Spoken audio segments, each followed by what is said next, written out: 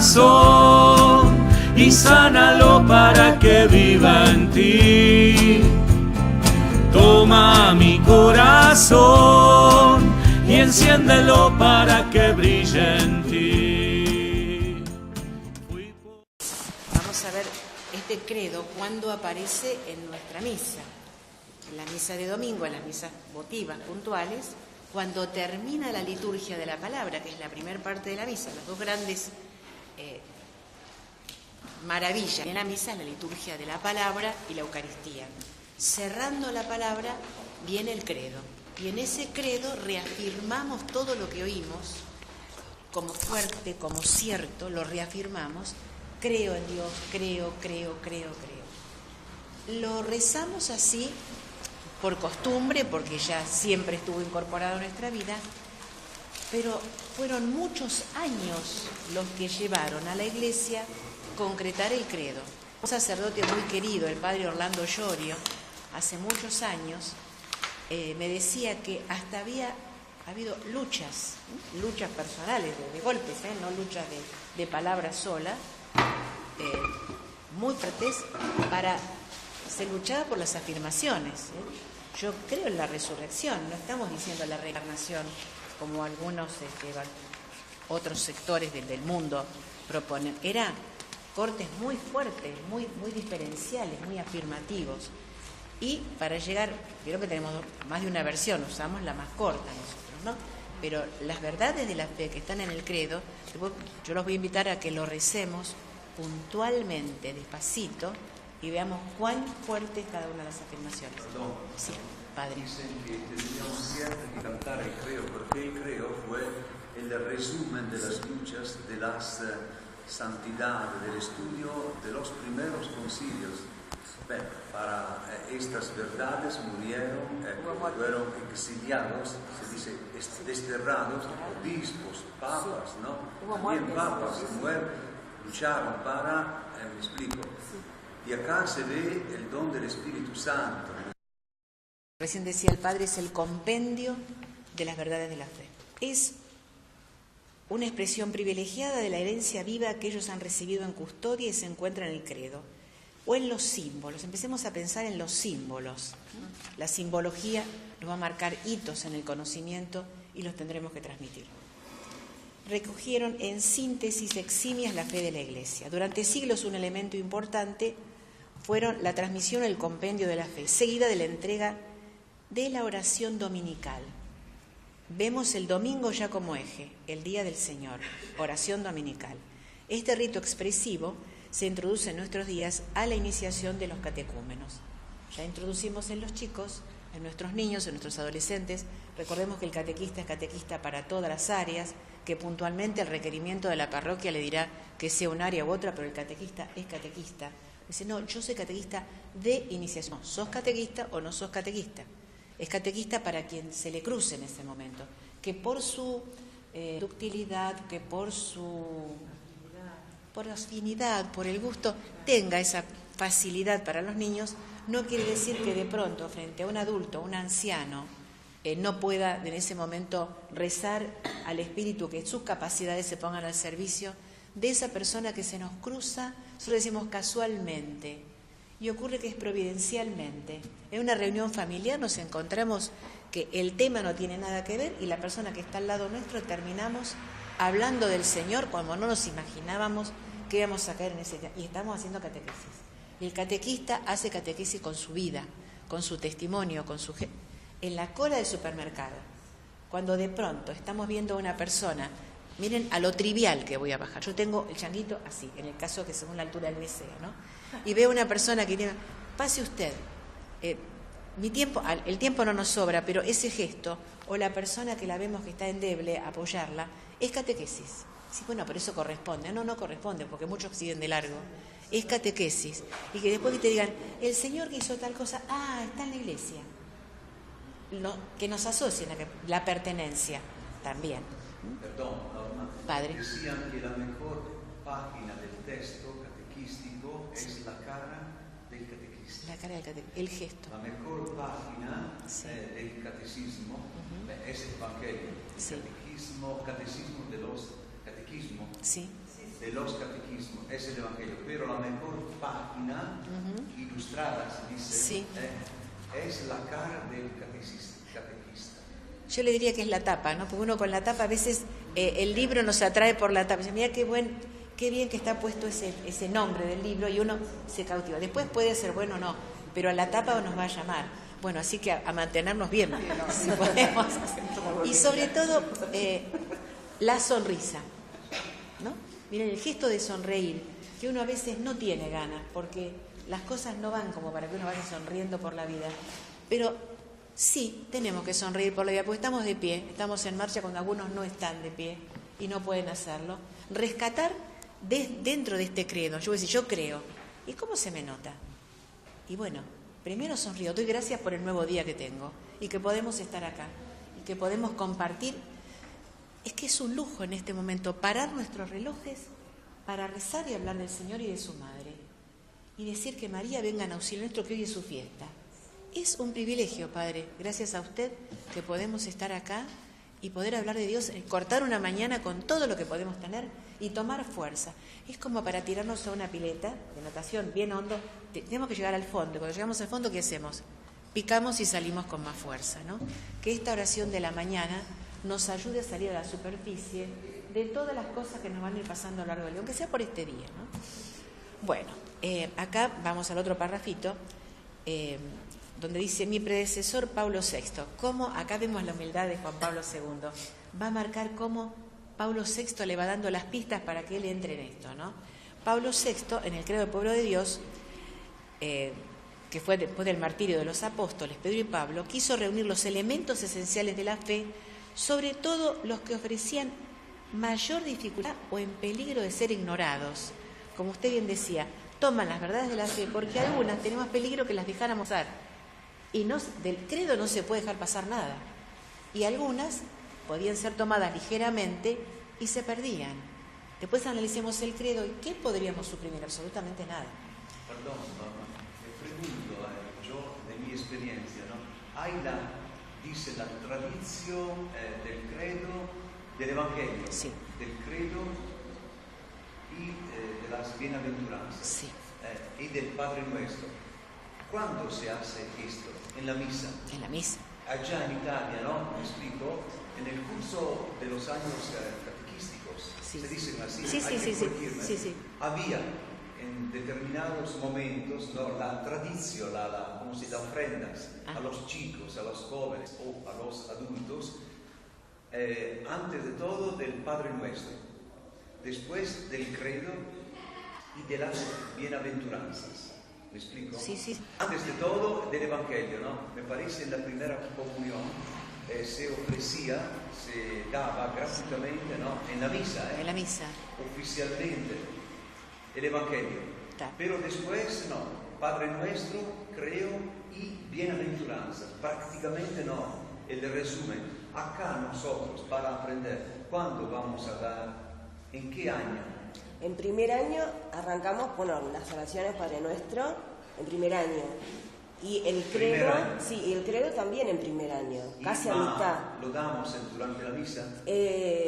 Claro, sí, lo que pasa es que por ahí el credo se da después de las vacaciones. ¿Por qué? Porque primero tenemos que pasar Semana Santa para poder entender lo que dicen las partes del credo, ¿no es cierto? Porque es como es la vida complicada de Jesús. Pero yo decía, hay que darlo oficialmente.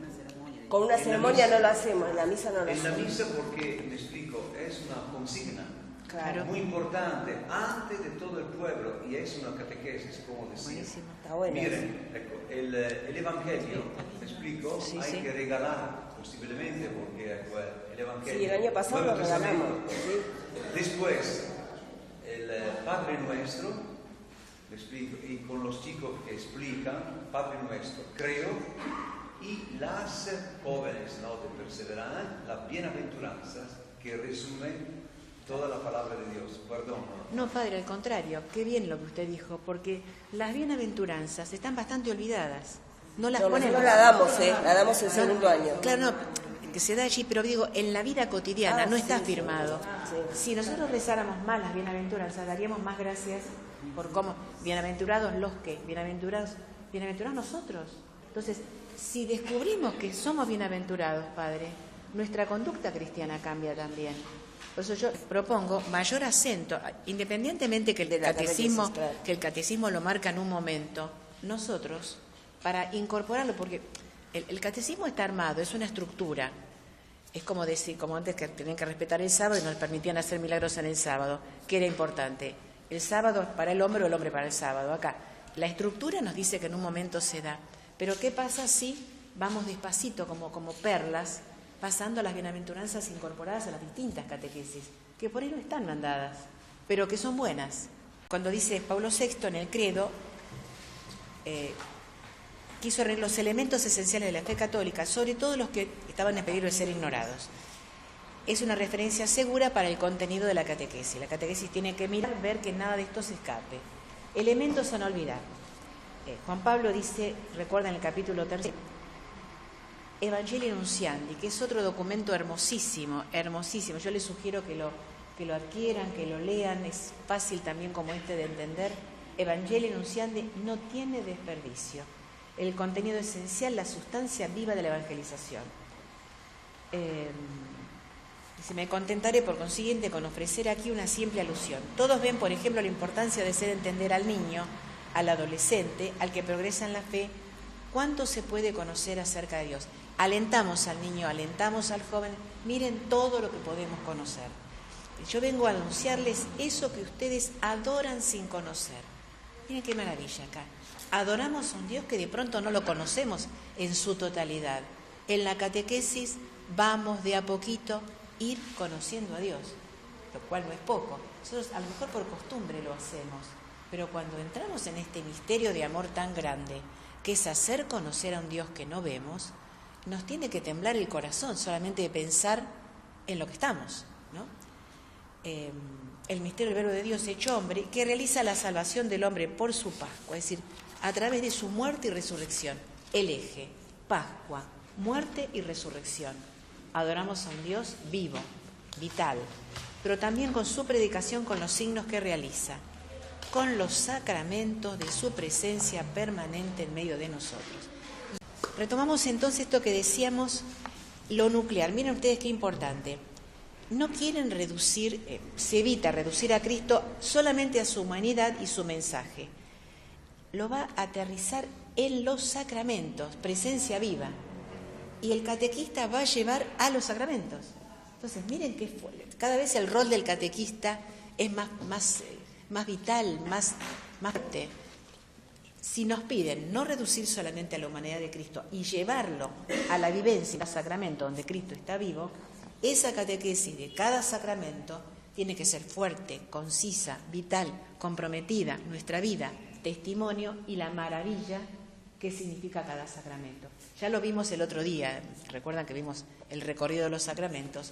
Me explico, a los chicos, ahora hablo para los chicos, no para ustedes. En la misa hay el momento más fuerte, más vivo, pascual con Cristo. Es el encuentro pascual de cada domingo con Jesús. Hay que despertar un poquito la fe. Miren que hay que despertar la fe, que es un don del Espíritu Santo. Miren, despertar la fe, es otra cosa que enseñar, me explico. Uno puede saber muchísimo, ¿no? Enseñar y no sirve. Y nada más. El querigma es otra cosa. Hay que, me explico, uno tiene que tener fe y saber que el Espíritu está trabajando para despertar. En la misa hay lo que usted, el pegamento más... Lo que usted está diciendo me hace acordar algo que teníamos antes, que eran calefones. Ahora tenemos termotanque, ¿no? Pero el calefón no tenía en piloto. En piloto es una llama chiquitita que cuando uno abría las canillas de la cocina, el piloto hacía shum y se prendía una llamarada. Abríamos la ducha, lo mismo. Pensemos que la fe de los papás, también la nuestra, está en piloto y hay que despertarla, hay que abrir las canillas. A nosotros en Catedral hace años, Dorita, vos te acordás, nos fue bien un año que dimos charlas a los papás de las partes de la misa. Lo hicimos y cuando los papás se dieron cuenta que tienen protagonismo, que cuando el sacerdote dice nosotros oremos, cantemos, estamos todos. El sacerdote preside la asamblea, pero celebramos todos los que estamos abajo. Se le explicó hasta los colores de los ornamentos, el por qué besa usted el altar cuando llega, el por qué la paz y que no es, en fin, y prendió a tal punto que muchos papás, después hicimos una celebración para papás y se confesaron, y bueno, después parecería que uno no sabe, no puede ser el verdadero conteo de si la cosa funciona es cuando terminan la comunión, si los chicos siguen viniendo a misa. Si terminó la comunión y el chico ya cumplió y se terminó la historia, ahí quedó el piloto. Hay que ver si en la vida alguien abre las canillas en su momento, porque si no nos quedamos en piloto los papás y los chicos. Así que lo que yo les propongo, si les parece, a futuro, una charla para los papás de la misa, con todo, con todas las cosas pequeñas, no tiene nada pequeño en la misa, es decir, explicar los colores, los ciclos, los detalles, y la participación y el protagonismo. El papá no descubrió todavía que él es protagonista dentro de la misa y que con ese nene de primera comunión puede volver a empezar su historia. Entonces, si estamos llevando al niño a conocer a Jesús, al papá a recordárselo, ¿no? Por ahí podría ser, se lo digo como una propuesta. Funcionó en un momento. Muy enriquecedor todo lo que estamos... No, solamente yo retomo una sola cosita de la misa. Cuando los padres descubren que cuando pasa la ofrenda, están ellos ahí adentro de la ofrenda, están todas sus angustias para que se cambien, como se va a cambiar ese pan en Jesús y ese vinito en sangre, está cada uno. Entonces en ese momento que hasta ahí veían pasar a una señora, un señor que no sabemos cómo los habían elegido y pasaban, saber que ahí en esa patena va mi pedido, va mi parte que tiene que cambiar. Entonces el protagonismo en la misa del papá, una vez que con amor le ponemos el protagonismo, después lo hacemos participar y él sabe en qué participa. Y cuando le pedimos, vos vas a llevar la ofrenda el próximo domingo, vos nos vas a llevar a todos nosotros en esto. Entonces ese papá que sabe que en esa patena se lleva y lleva a todos, sabe lo que está pasando. A veces necesitamos saber lo que pasa para valorarlo, luego participo, pero sé.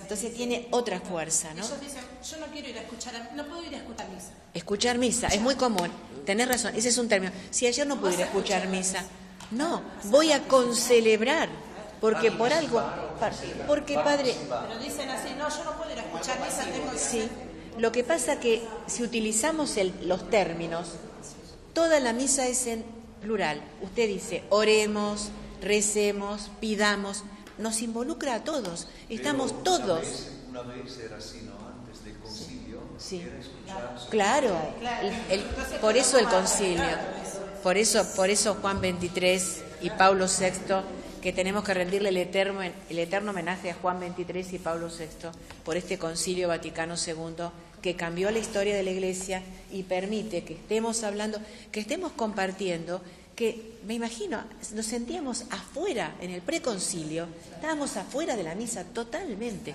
Claro que la sufríamos, encima en latín y de espaldas. De ahí la importancia que tiene en la catequesis las exigencias morales personales correspondientes a las actitudes en la vida y en el mundo, ya sean heroicas o más sencillas. Y ahí nos llama a mostrar en la vida actitudes evangélicas, del entorno, del mundo. Hoy podemos mostrar la actitud evangélica de nuestro Papa que se mueve hacia un conflicto para sembrar la paz. Entonces, ahí tenemos un signo externo, evangélico, en movimiento, digno de ser imitado. ¿Y yo cómo lo voy a imitar si yo no puedo ir a Medio Oriente?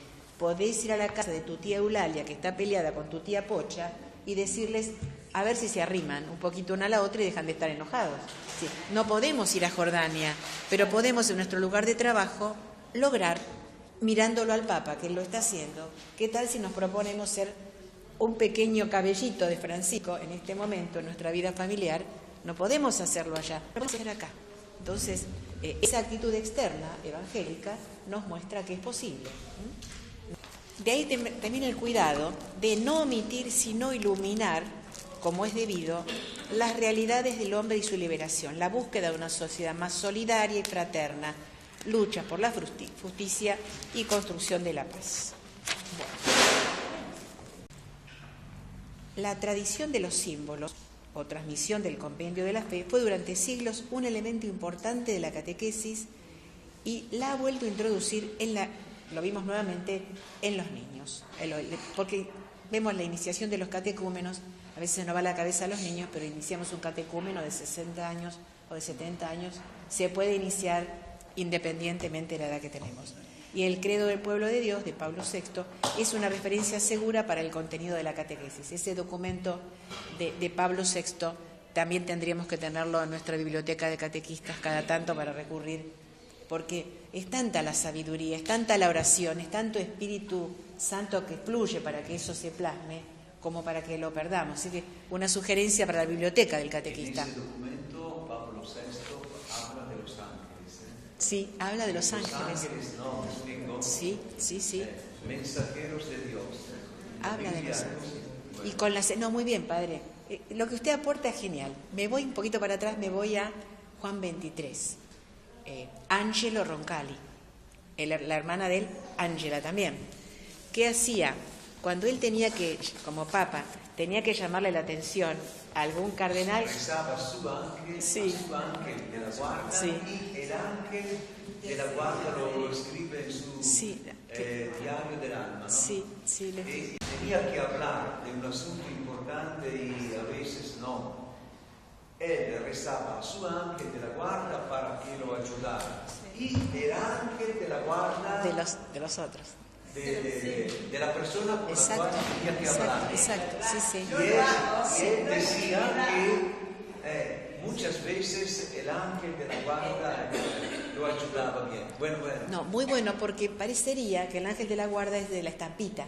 Y corremos el riesgo de quedarnos con la estampita. La estampita vale como tal. Por eso la estampita es la foto que nosotros recordamos y queremos. Raspémoslo, saquémoslo de la estampita y llevémoslo. Mira, porque si estos grandes hombres de la Iglesia, santazos ahora, pues un santazo, perdón por la expresión poco litúrgica, pero es un santazo, le debemos estar acá a él. Ese Concilio Vaticano salió del corazón de este sacerdote que le pedía a su ángel que rezara a los otros ángeles. Mire si rezó ese ángel, que le fue inyectando en el corazón esta idea de lavarle la cara a la Iglesia. Ocurrirse de lavar la cara a la Iglesia con la rigidez y la rispidez del momento, ¿no? Entonces sí, muy bueno lo suyo de los ángeles. Vamos a recordarlo y a los niños, ¿no? En la catequista no debería faltar un ejemplar de él. Luego vamos a elementos a no olvidar. Pablo VI ha recordado en el Evangelio Nunciandi, ese otro documento chiquitito también, pero que es riquísimo. Tiene una riqueza de contenido, Evangelio Nunciandi, bellísimo. El contenido esencial, la sustancia viva de la evangelización. Bueno, el conocimiento de Dios, el misterio de Cristo, Salvador de los hombres, en su dimensión terrena y en su dimensión del Hijo de Dios mediador. Entramos en ese conocimiento. El misterio de la Iglesia, sacramento de Cristo, familia de Dios, reunida bajo la dirección de sus pastores. Y vemos también la historia de los hombres en sus aspectos de gracia y pecado, de grandeza y miseria, asumida por Dios en su Hijo Jesucristo. Y tenemos la síntesis. Vida nueva y eterna. Cristo Jesús, destinado a prolongarse y transfigurarse en el más allá. O sea que cuando nosotros hablamos en el credo, en la vida eterna, acá tenemos la vida nueva y eterna, en Cristo Jesús, destinada y prolongada y transfigurarse en el más allá. Hablamos de ese tiempo en el que transcurriremos de acuerdo a cómo nos portemos ahora, ¿no? Porque también el Señor tiene en su casa muchas moradas, pero tenemos que ser dignos de esas moradas. Y ese aprendizaje es el camino diario. Vamos a ir ahora, las exigencias del Evangelio, sus aspectos éticos, lo tenemos al ladito, tanto personales como comunitarios. Miren qué bueno, el Evangelio tiene exigencia personal y comunitario. No nos quiere como entes sueltos e aislados, nos piensa en comunidad. Por eso decimos que en cualquier actividad que podamos llegar a tener nosotros, dentro de la Iglesia, fuera de la Iglesia, cuando alguien forma un equipo de trabajo, el producto que va a salir de ahí es excelente, porque no es una persona suelta demagógicamente dirigiendo, es un equipo. ¿Qué nos permite el equipo? Que si alguien falla por algo o está enfermo o no puede, el resto asume ese rol y sigue. Borra un poco ese personalismo al que estamos llamados siempre, ¿no? Porque ese yo que tenemos tan desarrollado, porque yo hice, yo no, vos querido mío, vos nada, vos solo nada. Con él podés ser mucho, con él y desde él, pero vos solito, el yo, es un buen gesto como para bajar ese yo que tenemos tan exacerbado. Si ya tenemos acá planteado que Dios nos quiere en la dimensión del, decíamos, personal y comunitario. Cuando una comunidad de parroquia tiene la unidad en el Señor, se termina lo que decimos los vedetismos. Vedetismo es... la vedette es la que se destaca. No entendí la palabra. Vedetismo.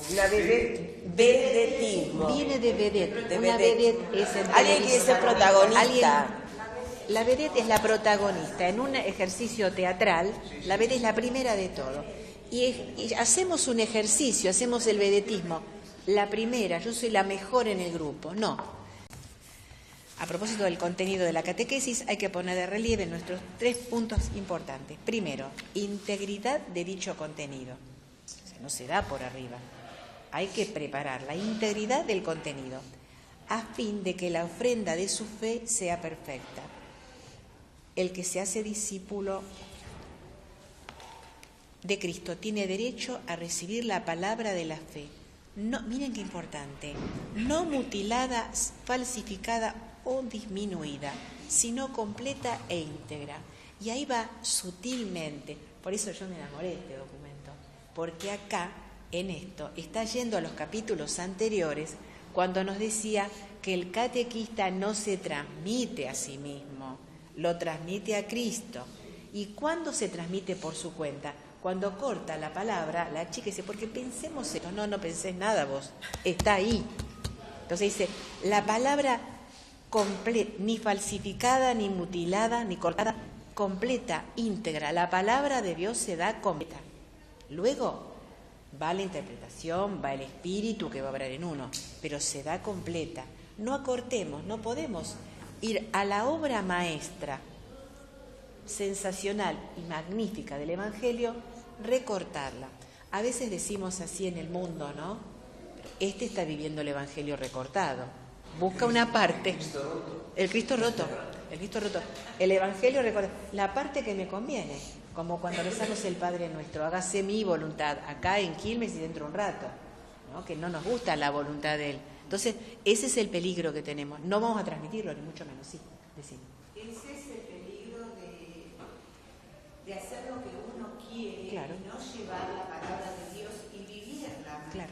Por eso el documento te lo está diciendo, bien clarito, ¿no? Y acá, por si fuera poco, que nos olvidamos lo que dijo antes, acá, despacito, decimos subliminal. Subliminal, hay un mensaje que está entre líneas, lo dice.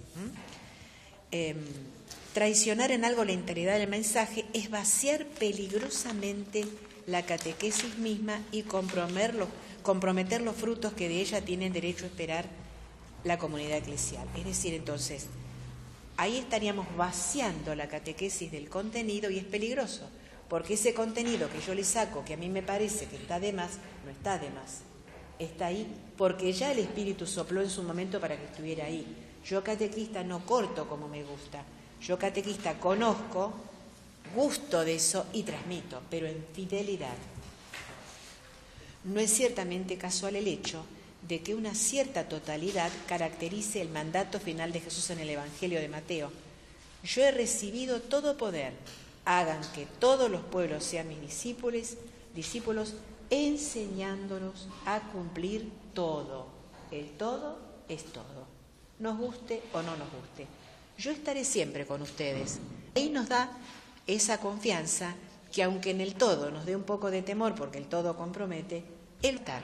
Y si Él está, podemos presentar lo más arriesgado, lo doloroso, lo difícil, lo comprometido, porque Él está. Y la promesa del Señor es vida y es cierta, y esa no se discute. Por eso cuando un hombre, presintiendo el inapreciable conocimiento de Cristo Jesús, descubierto por la fe, abriga el deseo aún inconsciente de conocerlo más y mejor mediante una predicación y una enseñanza, pero tiene que ser según la verdad que reside en Jesús. Ningún pretexto es válido para negarle parte alguna de ese conocimiento. ¿Qué catequesis sería aquella en la que no hubiera lugar para la creación del hombre y su pecado contra el plan redentor y su larga y amorosa preparación, para la encarnación. Para María, la Inmaculada Madre de Dios, siempre virgen, elevada en cuerpo y alma. Bueno, la virtud de Dios que nos libera.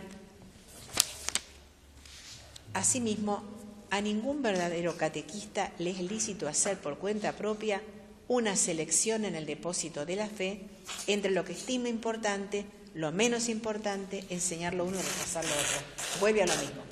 ¿Por qué vuelve a lo mismo? Porque conoce nuestras debilidades, que somos afectos a decir nuestra verdad a nuestra manera, como que le vamos a corregir al Señor algún método, porque nos parece que Él estuvo flojo en esto, vamos por lo otro. Queremos pasar, realmente queremos ser más que Él, y le cambiamos, me parece que esto se entiende mejor, cambiamos una partecita del Evangelio, porque estamos tan compenetrados de lo que somos, y somos gracias a Él, sin Él nada, y reducidos a la nada vamos a aprender un poquito más. Vamos entonces en el apunte, en el 4.3, integridad del contenido.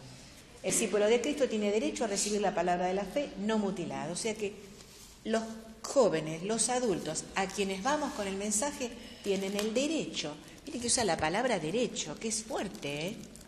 Y ese derecho lo pueden exigir ¿cómo? Si se dan cuenta que el catequista está pasando algo que no es así, lo comparte con, esto me resulta dudoso, lo comparte con alguien, si no te lo están dando mal. Yo he comprobado que en ciertos lugares la catequesis estaba dando mal, con conceptos peligrosamente mal. Entonces sí, el derecho de ese catecúmeno fue mutilado porque le dieron la verdad al catequista. Mira, porque en realidad vos podrías, Dios pide esto, pero se puede hacer esto y esto. Ah, me lo dijo la catequista, que se puede esto y esto. Ah, caramba, ella podrá con su conducta hacer lo que quiera, pero no le puede decir al otro lo que ella tiene ganas de hacer porque le resulta mucho más fácil. Si nosotros nos ajustamos a derechos, si utilizamos terminología de abogados, es complicado. Y bueno, vamos a ser más flojitos. Por eso el documento nos afirma que esto del creer y el no creer no va con ambigüedades. Entonces, el discípulo tiene el derecho a recibir la palabra de la fe no mutilada, falsificada. ¿Por qué lo ponen? Porque se hace. O disminuida, sino completa e integral en toda su riqueza y valor. Por eso el catequista mide sus palabras, no porque esté censurado. La censura no te permite. No es que no me permite que diga la verdad. Y es esa, y está ahí. Bueno, vamos a ver, ningún pretexto es válido para negarle, no tenemos pretexto, ¿eh? No, porque a mí me parece que el chico no va a pensar nada. Al chico dale lo cierto y el cerebro de ese niño lo va a elaborar. Y si el niño tiene dudas, preguntará.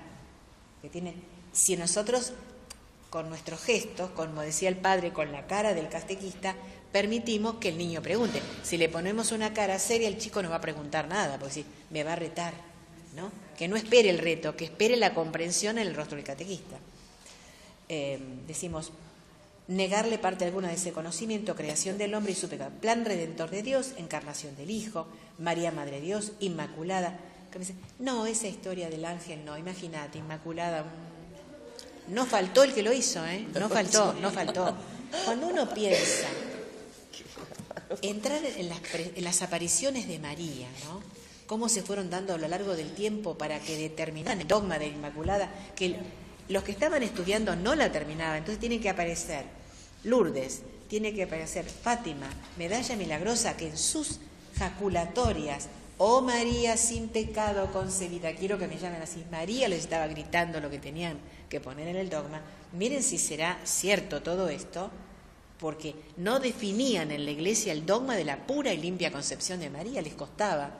Tuvo que ella aparecerse, pues, corten de una vez, a ver si terminamos con esta historia, porque realmente hasta María se habrá cansado con esa paciencia infinita que tiene, amorosa, de cómo marca, para que un catequista diga, eso, se imaginan ligeramente, es terrible.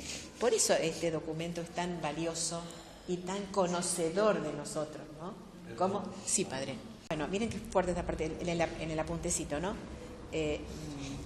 Redentor María, bueno, Virgen y Asunta, Gloria Celestial, misterio de iniquidad operante en nuestras vidas, Dios nos libera, necesidad de penitencia, gestos sacramentales y litúrgicos, realidad de la presencia eucarística, realidad, presencia eucarística. Está Jesús, realidad, no hay vuelta.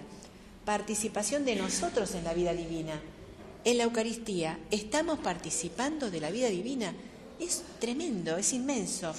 Aquí y en el más allá, ahora y luego. A ningún verdadero catequista le es lícito hacer por cuenta propia una selección del depósito de la fe entre lo que estime importante, menos importante, o para enseñar una cosa o rechazar la otra. Toma mi corazón y sánalo para que viva en ti. Toma mi corazón y enciéndelo para que brille en ti.